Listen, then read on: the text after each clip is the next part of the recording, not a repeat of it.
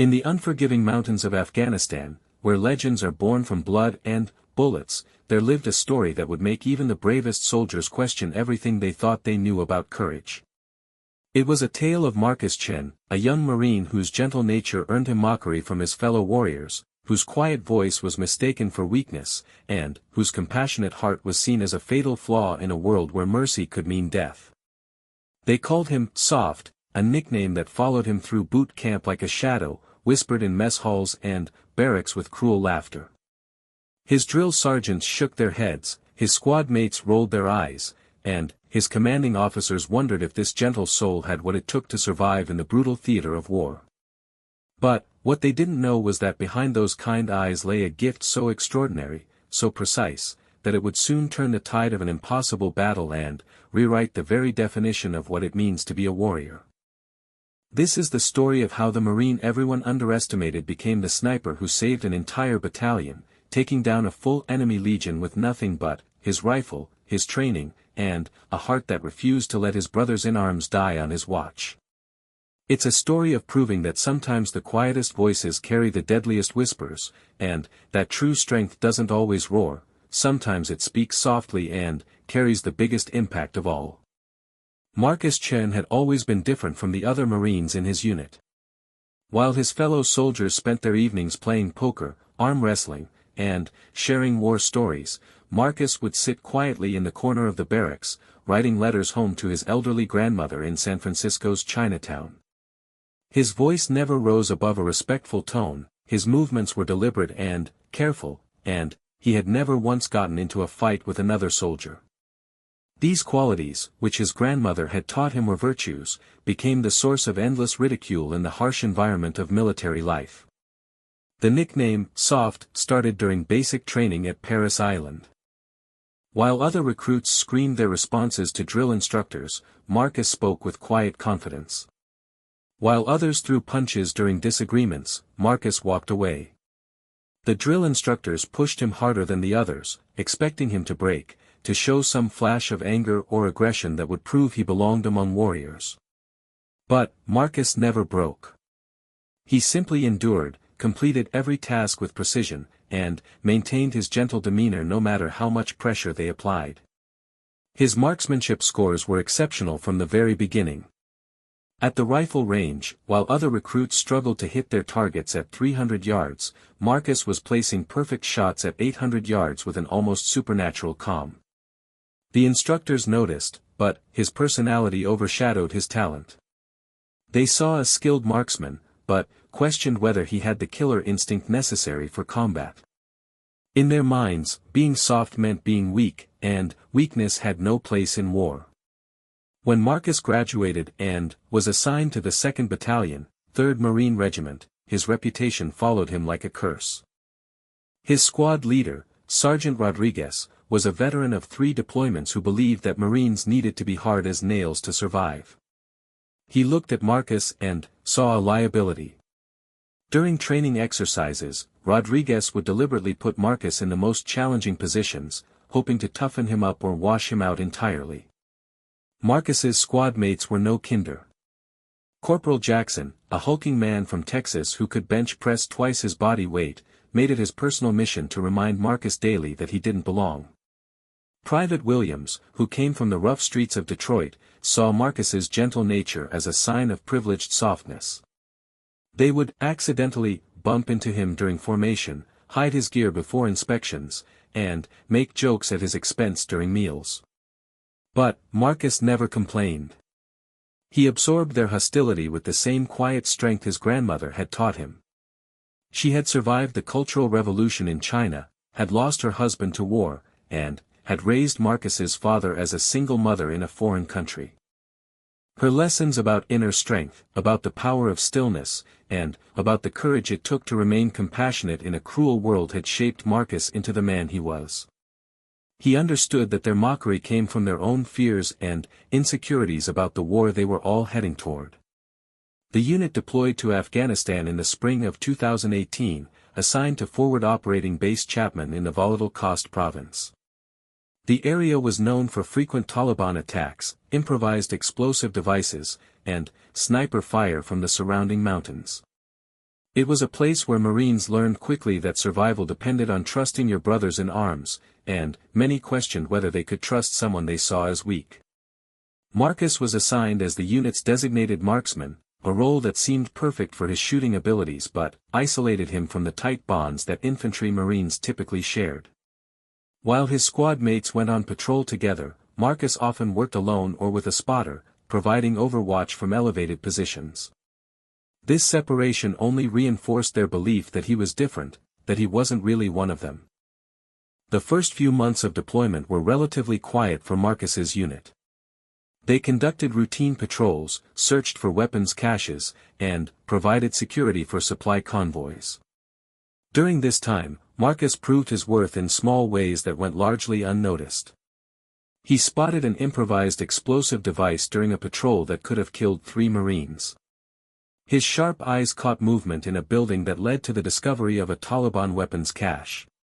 His careful observations helped intelligence officers track enemy movement patterns through the valley. But, his squad mates saw only his quiet demeanor during firefights. While they shouted commands and battle cries, Marcus worked silently, picking his shots with careful precision. While they celebrated kills with high fives and crude jokes, Marcus said nothing, showing what they interpreted as a lack of enthusiasm for the fight.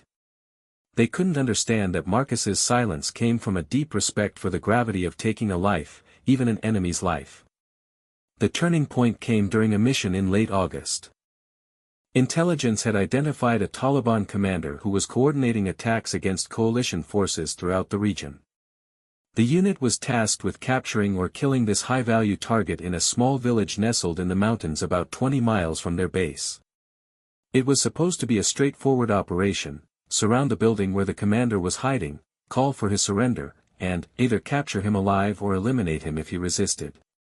Marcus was positioned on a ridge overlooking the village, providing overwatch with his rifle while the rest of the squad moved into position.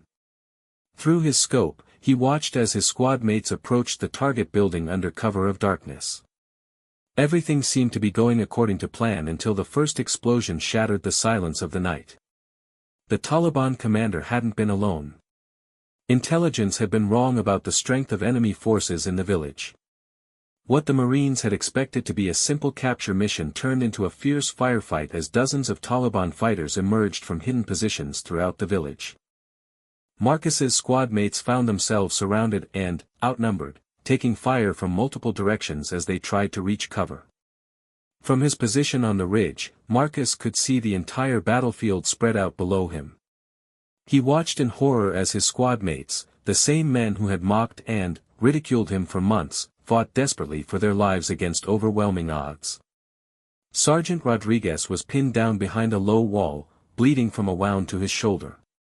Corporal Jackson was dragging a wounded Private Williams toward the shelter of a destroyed building, both of them exposed to enemy fire. This was the moment that would define everything that came after. Marcus could have called for backup and waited for reinforcements to arrive. He could have focused on covering his squad mates' retreat and minimizing casualties. But, as he watched his brothers in arms facing death, something awakened in Marcus that had always been there but had never been needed before. It wasn't the aggressive fury that his superiors had wanted to see. It was something far more dangerous, a cold, calculating determination to protect the people he cared about, regardless of how they had treated him. Marcus began to work with a precision and focus that seemed to slow time around him. His breathing became controlled and rhythmic. His heartbeat steadied.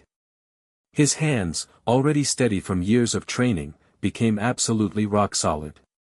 Through his scope, he began to identify targets with the methodical patience of a surgeon and the deadly accuracy of a master craftsman. His first shot took down a Taliban fighter who was about to throw a grenade into Sergeant Rodriguez's position. The enemy fighter dropped silently, the grenade rolling harmlessly away to explode against an empty wall. Marcus's second shot eliminated a sniper who had Jackson and Williams pinned down, allowing them to reach safety. His third shot dropped a fighter who was flanking the Marines from the left side of the village. But, this was just the beginning. As Marcus continued to work, his squad mates began to notice something extraordinary happening. Enemy fighters who had been advancing confidently just moments before were suddenly dropping without warning. Positions that had been pouring deadly fire onto the Marines fell silent one by one. The tide of the battle was shifting, and it was shifting because of the Marine they had all dismissed as too soft for war. Marcus worked with a quiet efficiency that was almost supernatural. He never hurried, never panicked, never wasted a shot. Each trigger pull was deliberate and precise, each target carefully selected for maximum impact on the battle. He moved systematically through the enemy positions, eliminating threats in order of priority, always thinking several steps ahead to anticipate where the next danger would come from. The Taliban fighters, veteran warriors who had fought against coalition forces for years, began to realize that something was very wrong. Their carefully planned ambush was falling apart as their numbers dwindled one by one.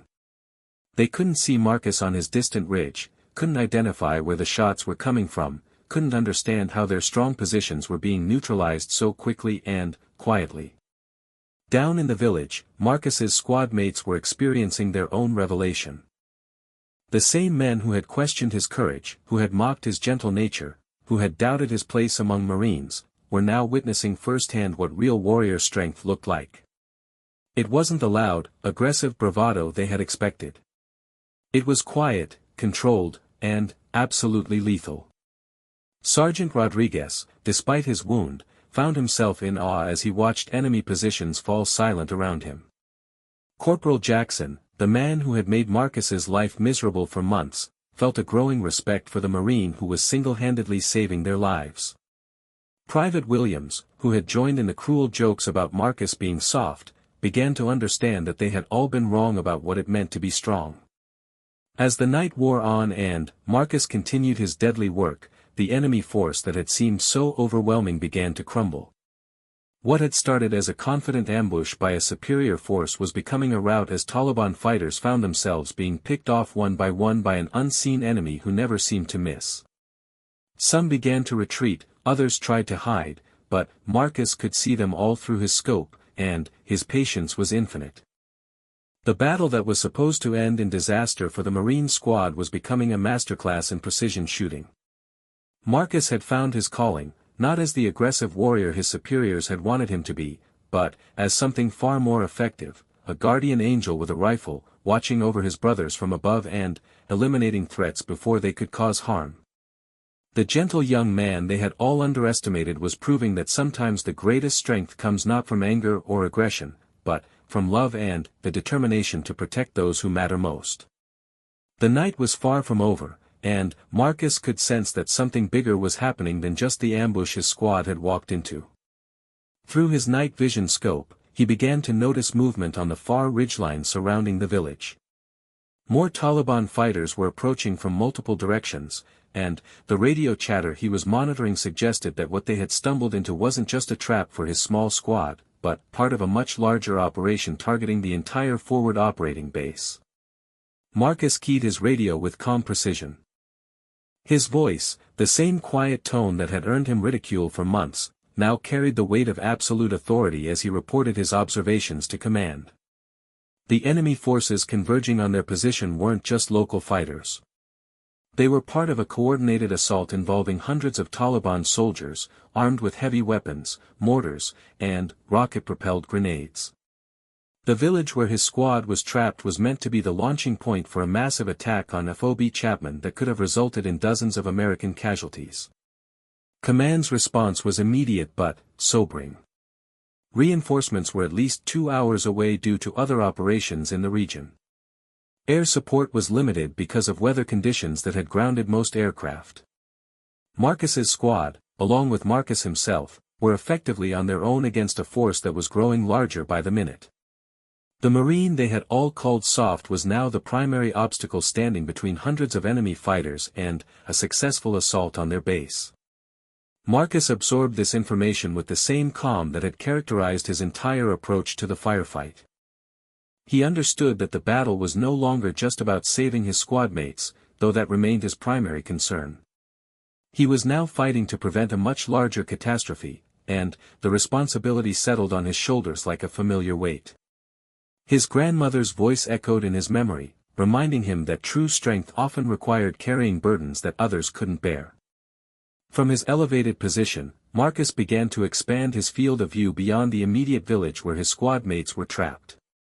Using his spotting scope and night vision equipment, he started to map out the enemy positions across the entire valley. What he saw would have overwhelmed most Marines, but Marcus processed it with the methodical patience that had always defined his character. He counted at least 200 enemy fighters spread across multiple positions, with more arriving from mountain paths every few minutes. The Taliban forces had planned their assault with impressive tactical sophistication. They had positioned heavy machine gun nests on commanding heights that could pour devastating fire onto any rescue attempt. Mortar teams were setting up in defilade positions where they could shell FOB Chapman while remaining protected from counter-battery fire. Sniper teams were moving into positions that would allow them to pick off American forces during the daylight hours when the main assault would begin. But, they had made one crucial mistake in their planning. They had assumed that the small Marine patrol they had ambushed would be quickly eliminated, leaving no one to observe and report on their preparations. They hadn't accounted for Marcus Chen, whose unique combination of patience, precision, and determination was about to turn their carefully orchestrated attack into a nightmare. Marcus began to work with the systematic approach of a chess master planning multiple moves ahead. He couldn't simply shoot at every enemy fighter he could see. He had to prioritize his targets based on their threat level to his squad mates, their importance to the enemy's overall plan, and his ability to engage them without revealing his position. Every shot had to count, and every shot had to contribute to disrupting the enemy's larger strategy. His first priority was neutralizing the immediate threats to his trapped squad mates. A Taliban fighter with a rocket-propelled grenade was positioning himself to destroy the building where Corporal Jackson and Private Williams had taken shelter. Marcus's shot took him down just as he was raising the weapon to his shoulder, the RPG round detonating harmlessly against a distant wall. A heavy machine gun crew that was preparing to pour fire onto Sergeant Rodriguez's position never got the chance to fire as Marcus eliminated the gunner and his assistant with two quick, precise shots. But Marcus wasn't just reacting to immediate threats. He was actively disrupting the enemy's entire battle plan. When he spotted a Taliban commander coordinating the movement of multiple squads through hand signals, Marcus eliminated him with a single shot, leaving several groups of fighters confused and directionless. When he identified a communications specialist trying to coordinate the attack with radio equipment, that man became his next target, severing crucial links in the enemy's command structure. The Taliban fighters began to realize that their carefully planned operation was falling apart, but they couldn't understand why. Their casualties were mounting steadily, but they couldn't locate the source of the devastating accurate fire that was picking them off one by one. Some began to suspect that they were facing a much larger American force than intelligence had suggested. Others wondered if there were multiple snipers working in coordination against them. Marcus allowed them to maintain these misconceptions because they worked to his advantage. Confused and demoralized enemy fighters made mistakes, exposed themselves unnecessarily, and often panicked under pressure. He watched through his scope as Taliban commanders tried to reorganize their forces, only to fall victim to his rifle before they could effectively coordinate a response to his attacks. As the hours passed, Marcus's squad mates began to understand that they were witnessing something unprecedented.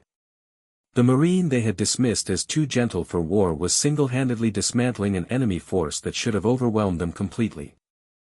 Sergeant Rodriguez, despite his wound, found himself studying Marcus's work with professional admiration. Each shot was perfectly placed, each target selection was tactically sound, and the overall effect was devastating to enemy morale and capability. Corporal Jackson, the man who had made Marcus's life most difficult during training, was experiencing a profound shift in his understanding of what it meant to be a warrior. He had always believed that strength came from aggression, that effectiveness in combat required anger and brutality.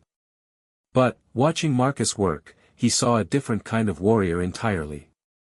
Marcus fought with compassion for his fellow Marines, driving every decision, with discipline replacing rage, and with a deadly precision that was far more effective than any amount of fury. Private Williams, despite his own wounds, found himself studying Marcus's technique with growing respect. He had grown up on streets where violence was common and brutal, where survival often depended on striking first and striking hardest. But Marcus was demonstrating a level of controlled violence that was far more sophisticated and effective than anything Williams had ever witnessed. Each of Marcus's actions was calculated to protect his brothers in arms while eliminating threats with maximum efficiency. The radio communications Marcus was monitoring revealed that the Taliban leadership was becoming increasingly frustrated with their inability to locate and eliminate the American sniper who was destroying their operation. They had committed significant resources to this attack, including fighters who had traveled from Pakistan specifically for this mission. The failure of their assault would be a major blow to their prestige and capability in the region. Marcus could hear the enemy commanders issuing increasingly desperate orders. Some were calling for immediate withdrawal, others were demanding that their fighters locate and kill the sniper at all costs. A few were trying to salvage the operation by focusing their remaining forces on a direct assault against Marcus's squad mates, hoping to accomplish at least part of their original objectives. These communications gave Marcus valuable intelligence about enemy intentions and locations. He began to target the radio operators he could identify, further disrupting Taliban communications and coordination. Each communication link he severed made it harder for the enemy to adapt to his attacks and respond effectively to the changing tactical situation. But Marcus knew that his ammunition, though carefully conserved, wasn't unlimited. He had started the night with enough rounds for a normal Overwatch mission, not for single-handedly engaging an entire Taliban regiment.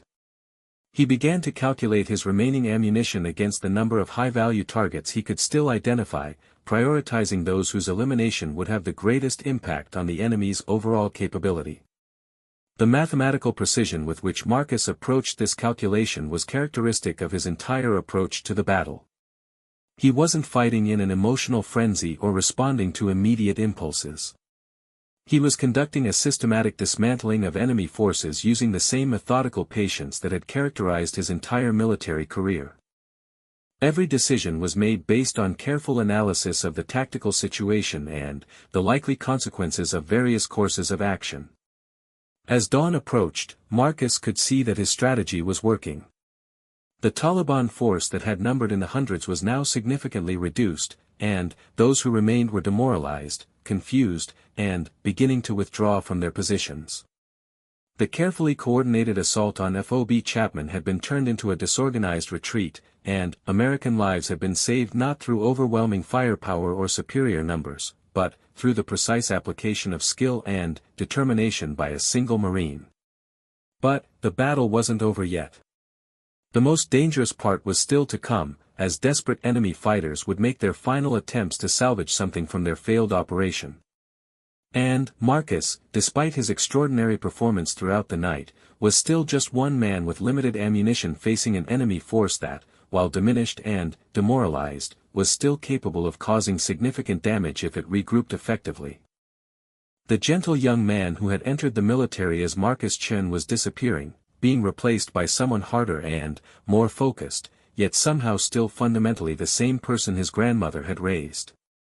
The compassion that drove him to protect his brothers was unchanged, but it was now expressed through the controlled application of lethal force rather than quiet words and gentle actions.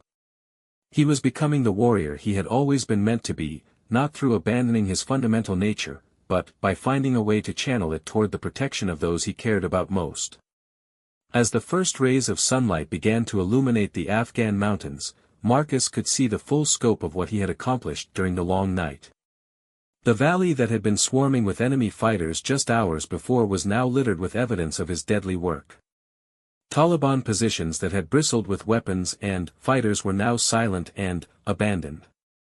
The carefully orchestrated assault that was meant to devastate FOB Chapman had been turned into a complete tactical disaster for the enemy forces. But Marcus knew that dawn brought new dangers. With visibility improving, the remaining Taliban fighters would be able to spot his position more easily. They would also be more desperate, knowing that their window of opportunity was closing as American reinforcements grew closer. Through his scope, He could see small groups of enemy fighters attempting to consolidate their remaining forces for one final push, either to complete some portion of their original mission or to exact revenge for the devastating losses they had suffered. Marcus's ammunition was running critically low.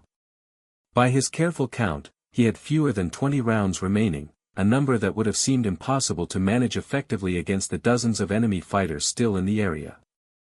But, Marcus had learned something about himself during this long night that even he hadn't fully understood before. He wasn't just an accurate shot or a patient marksman. He had become something far more dangerous, a tactical thinker who could see the entire battlefield as a complex system and manipulate it with surgical precision. His radio crackled with urgent communications from command. Drone surveillance had confirmed what Marcus had been reporting throughout the night. Intelligence estimates now suggested that he had single-handedly eliminated or caused the withdrawal of more than two-thirds of the enemy force that had been assembled for the attack on their base. The operation that should have resulted in massive American casualties had been turned into an intelligence goldmine, with abandoned enemy equipment providing valuable insights into Taliban capabilities and planning. But, command also had sobering news. A final group of Taliban fighters, estimated at about 30 men, had barricaded themselves in a fortified compound at the far end of the valley. Intelligence suggested that this group included several high-value targets, possibly including the regional Taliban commander who had been the original focus of the mission. These fighters had heavy weapons and were prepared to fight to the death rather than surrender or retreat.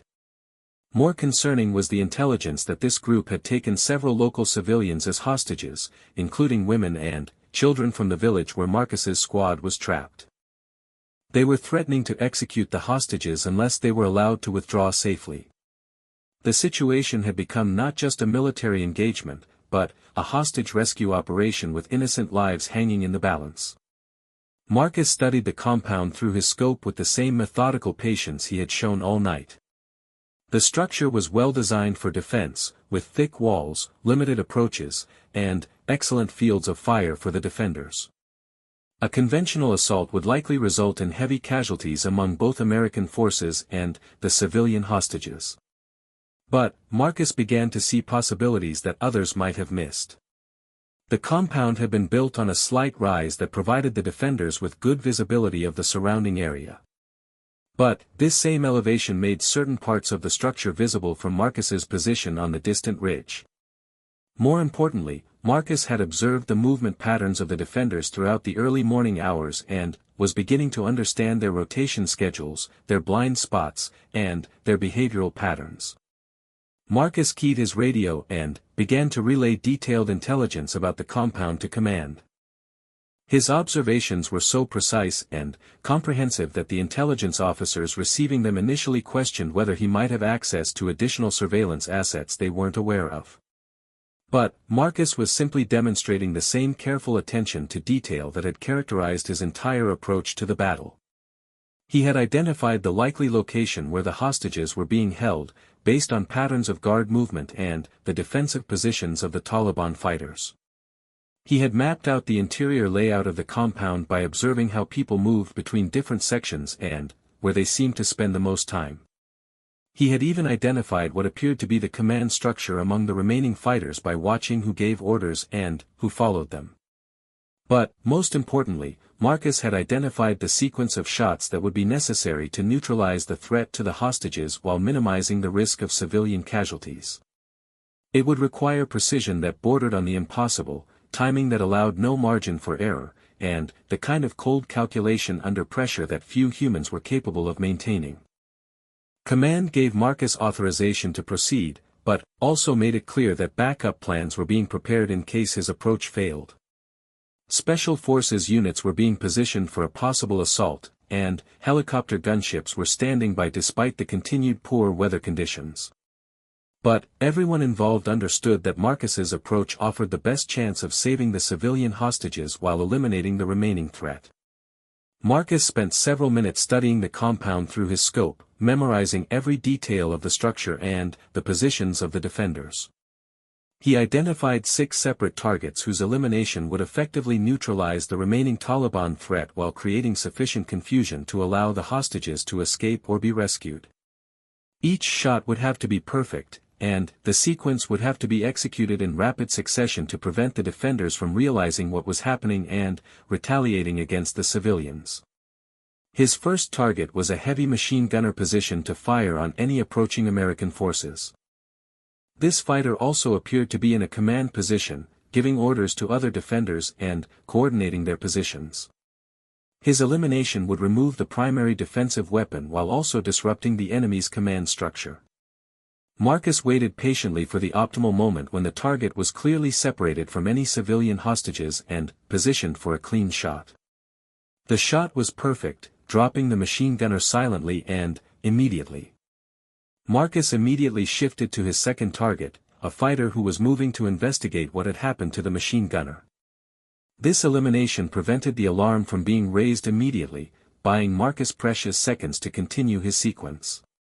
His third target was a sniper positioned to cover the compound's main entrance, whose removal would create an escape route for the hostages. Working with mechanical precision, Marcus eliminated each target in turn. His shots were spaced perfectly to prevent the defenders from understanding what was happening until it was too late to respond effectively. By the time the remaining Taliban fighters realized they were under attack, their defensive capabilities had been systematically dismantled and their command structure had collapsed. The final phase of Marcus's operation was the most challenging. The last few enemy fighters had realized what was happening and were beginning to panic, which made them dangerous to the civilian hostages. Marcus had to make split-second decisions about which targets posed the greatest immediate threat while ensuring that his shots wouldn't endanger innocent lives.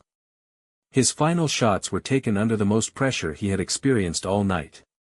Enemy fighters were moving erratically, trying to use the civilian hostages as human shields while also attempting to return fire in Marcus's direction. Marcus had to wait for perfect opportunities when targets were clearly separated from civilians, then make shots that required not just accuracy but impeccable timing. When the shooting stopped, the compound was silent except for the voices of civilian hostages calling out in their local dialect. The final group of Taliban fighters who had represented the last threat to both FOB Chapman and the innocent villagers had been eliminated with the same precision and care that Marcus had shown throughout the entire engagement. As American forces moved in to secure the compound and evacuate the civilian hostages, Marcus finally allowed himself to feel the exhaustion that he had been holding at bay for hours. He had fired more shots in a single night than most snipers fired in an entire deployment, and every single shot had been fired with the knowledge that American lives hung in the balance. His squad mates approached his position with a mixture of awe and humility that would have been impossible to imagine just hours before. Sergeant Rodriguez, his wound now treated by the medics who had arrived with the reinforcements, shook Marcus's hand with genuine respect. Corporal Jackson, the man who had made Marcus's life most difficult, could barely find words to express his gratitude and his recognition of what Marcus had accomplished. Private Williams, himself now being treated for wounds that would have been fatal without Marcus's protection, looked at the quiet Marine who had saved all their lives and understood that he had been witnessing something extraordinary. The man they had mocked as too soft for war had proven to be exactly the kind of warrior they needed when the situation was most desperate. Command's final assessment of the engagement would later reveal that Marcus had eliminated more than 150 enemy fighters during the course of the night, effectively destroying an entire Taliban regiment while saving not just his own squad but preventing a major attack that could have resulted in dozens of American casualties. The precision and effectiveness of his shooting had also resulted in the capture of valuable intelligence assets that would contribute to successful operations for months to come. But, for Marcus, the numbers and tactical assessments mattered less than the simple fact that his brothers in arms were alive and the innocent civilians who had been caught up in the conflict were safe. He had discovered something about himself that night that changed not just how others saw him, but how he understood his own capabilities and his role as a Marine. The gentle young man who had been dismissed as too soft for war had proven that true warrior strength came not from aggression or brutality, but from love, discipline, and the determination to protect those who couldn't protect themselves. His grandmother's lessons about inner strength and compassion hadn't made him weak, they had made him into exactly the kind of Marine the Corps needed most. In the days that followed, word of Marcus's extraordinary night spread throughout the military community. The Marine who had been called soft became a legend, not because he had abandoned his gentle nature, but because he had found a way to channel it into the most effective kind of warrior strength. His story became required reading at sniper schools, studied by tacticians, and told with pride by Marines who understood that true strength came in many forms. Marcus himself never lost the quiet humility that had defined his character from the beginning. He accepted the commendations and recognition with the same grace he had shown in accepting the earlier mockery and ridicule. But, more importantly, he had found his place not just in the Marine Corps, but in the larger story of warriors who fought not for glory or conquest, but for love and the protection of those who mattered most.